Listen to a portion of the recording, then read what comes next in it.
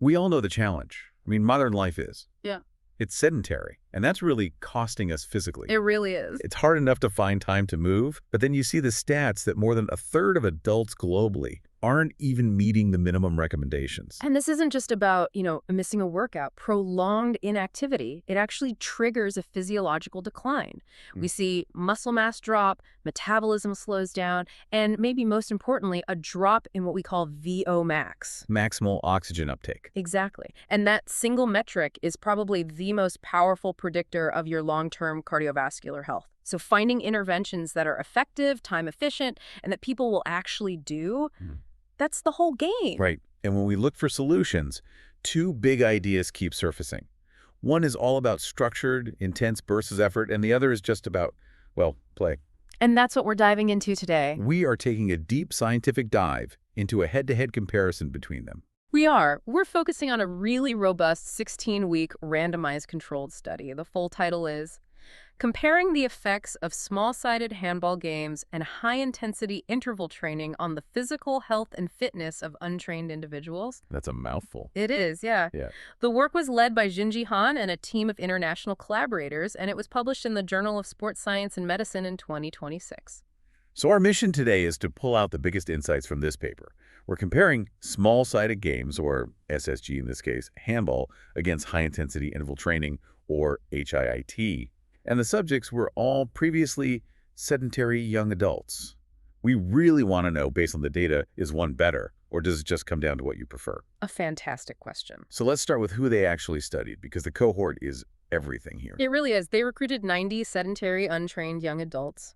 A nice even split between males and females, with an average age of just under 20 years old. And sedentary here isn't a casual term, right? Not at all. These participants were getting less than 90 minutes of physical activity per week when the study started. They were, the absolute perfect target for an intervention like this. So you take these 90 people and you split them up. Exactly. Randomly assigned to one of three groups, 30 people in each. You had the SSG group playing handball, the HIIT group doing running intervals, and of course, a non-training control group. And the two active groups, they trained 3 times a week for the full 16 weeks? Yes, and this is so important. The dose was matched. The total amount of high-intensity work was identical for both the game players and the sprinters. That makes the comparison really powerful. Okay, let's get into that dose, the training itself. What did the small-sided games group actually do? So they played recreational handball, mostly 4v4 or 6v6. A typical session involved four-minute rounds of play with a 3-minute rest in between, so 16 minutes of total work. But with a game, how do you make sure it's actually high intensity? Not just people jogging around passing a ball. Great question. And the researchers were very smart about this. They minimized the coach's role, so no slowing down for complex tactics. And they put in 2 key rules. Which were? First, rapid restarts. They had spare balls ready to go to keep the game flowing constantly. And second, they used a strict 20-second shot clock. A shot clock? That's brilliant. That forces action, doesn't it? It totally does. You have to make a quick transition, take a shot, do something. It keeps the heart rate up and really mimics that high-intensity load, but it's all inside this fun, competitive game. Okay, so that's the game. Compare that to the HIIT group. Much more traditional. They were on an outdoor track, running sprints. They used 2 different protocols, either 30 seconds of sprinting followed by 30 seconds of active recovery. Like a light jog. Exactly, or a 40-20 split. 40 seconds on, 20 seconds of recovery. And their intensity was prescribed. Very precisely. The target was to hit 80 to 85% of their maximal heart rate during the sprints. But again, just like the game group, the total work time was exactly 16 minutes per session. So it's a really tight comparison. Play versus prescription, both in 16-minute bursts, 3 times a week. That's the setup. And to see what happened, the team tracked a whole bunch of outcomes. They did. They measured everything before the 16 weeks and right after, and they did the measurements over 3 straight days to make sure the data was reliable. What were the key metrics? You can put them in a few buckets. For basic physiological health, they looked at body weight, BMI, blood pressure, both systolic and diastolic, and resting heart rate. Okay. Then for fitness, they measured hand grip strength, the 1-rep max squat for lower body power, and finally, the 20-meter shuttle run test to estimate that all-important VO max. All right, let's get to it. The results. We have to start with the control group, the people who did nothing. It's a bit of a grim baseline, isn't it? It really is. It's a stark reminder of what inactivity does. I mean, Yeah. as expected, they didn't show much change, but the significant part is that in some areas, they actually got worse. Worse, in just 16 weeks. Yes. They had small but statistically significant declines in their systolic blood pressure, left-hand grip strength, and their 1-rep max squat. Wow. So for someone who is already sedentary, just staying the same means you are actively getting weaker. You're functionally declining. That's exactly right. That's sobering. But now, for the good news. What happened when you added one of these interventions? This is where it gets incredibly encouraging. Both the SSG and the HIIT groups saw just massive, significant gains across all the core cardiometabolic health markers. Let's define that term, cardiometabolic. What are we talking about? We're talking about the big risk factors for chronic disease, things related to heart function and your metabolism, so obesity, high blood pressure, low fitness, and this study showed that both training types just triumphed in reducing these risks. The changes in body composition were huge. Huge. The SSG group lost an average of 5.24 kilograms.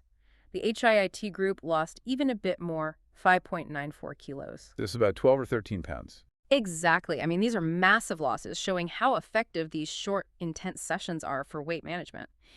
And the SSG group, specifically, ended up with a significantly lower BMI than the control group. And it wasn't just weight. Their whole cardiovascular system got more efficient. Dramatically so. Both groups had big drops in their blood pressure and, crucially, their resting heart rate compared to the controls. That lower resting heart rate is a classic sign of improved cardiovascular fitness. You mentioned it improved something called vagal tone. For those of us who aren't physiologists, what does that actually mean? Right, great question. So your vagus nerve is a key part of your parasympathetic nervous system.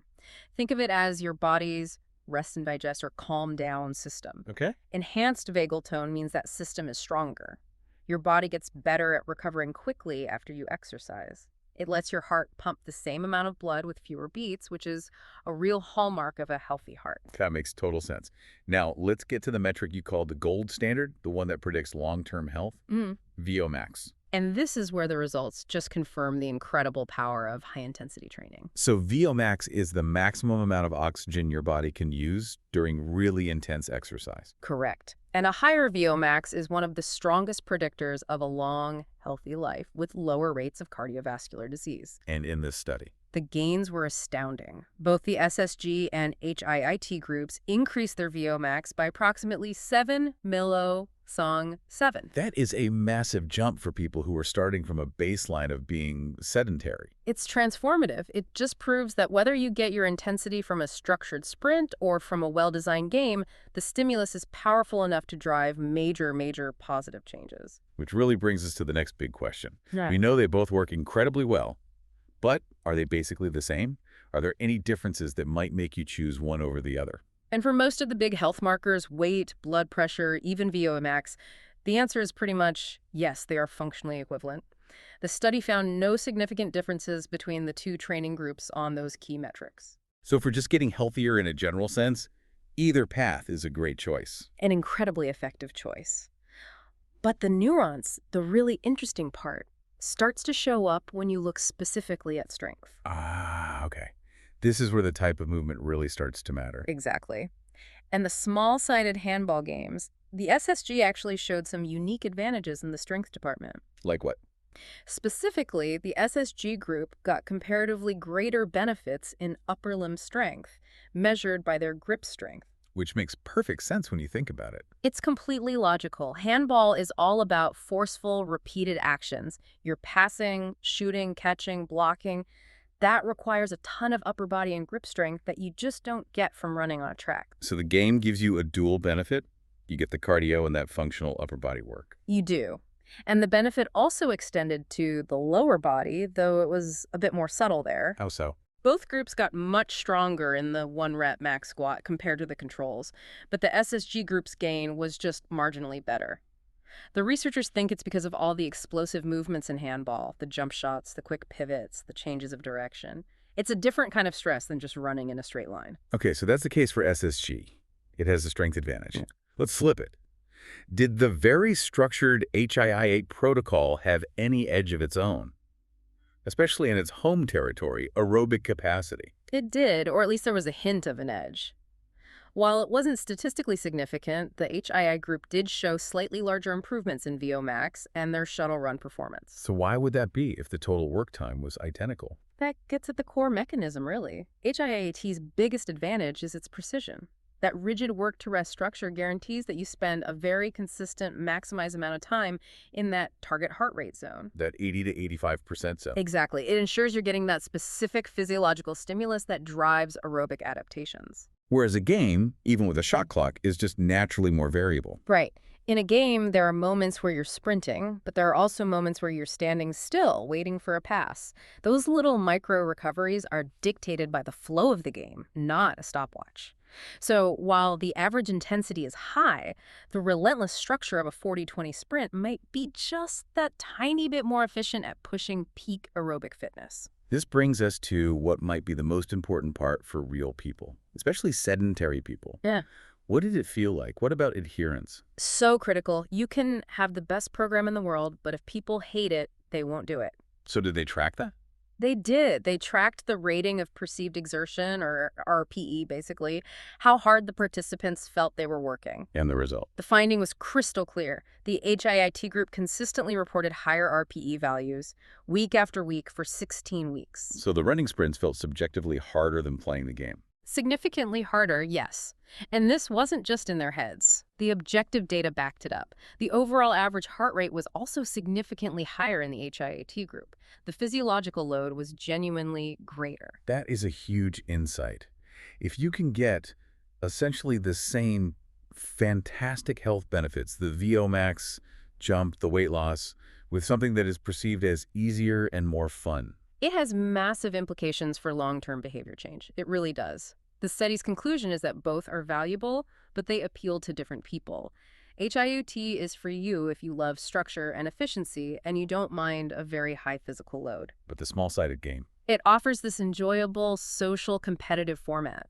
And for someone starting from zero, the fun factor, that social element, that might be the most powerful tool we have to keep them coming back. And it's important to note this wasn't in some sterile lab setting. Another great point. Strong ecological validity. This was all done in the real world, an outdoor track, a real game court. So you can take these findings and apply them directly to schools, to community centers, to public health programs. Okay, let's bring it all together. The big synthesis for you, the listener. If you were sedentary and looking to start, what does this research tell you? It tells you that both small-sided games and HIIT are, for all intents and purposes, equally fantastic strategies for getting huge, meaningful improvements in your physical health. So the choice really comes down to your priorities. Absolutely. If you want something that's inherently fun, social, and gives you that extra bonus of building more upper body and functional strength, then the SSG approach is an outstanding choice. But if your only goal is to maximize your aerobic fitness as efficiently as you possibly can, and you like that structure, then the running HIIT protocol is probably your best bet. It gives you that guaranteed stimulus. It might give you that fractional edge in VO max, even if it doesn't reach statistical significance. So here's the final thought for you to chew on. And it's something a 16-week study just can't answer. It's about the long term. While HIIT might give you that tiny edge in VO max over 4 months, what really matters for a lifetime of health is consistency. It's sustained participation. That's the billion-dollar question. So does the lower perceived effort, the social connection, and the pure fun of the game make it the superior choice for preventing disease over 5, 10, or 20 years? That element of play, it just might be the ultimate winner in the long run. The scientific clarity here is just fantastic for helping you make an informed choice that actually fits your life. We'd really encourage you to go find and read the full article. You can see all the specific methods and the detailed data for yourself. That is all for this deep dive. If you want more science-backed insights like this, make sure you follow the channel and turn on those notifications. We will see you next time.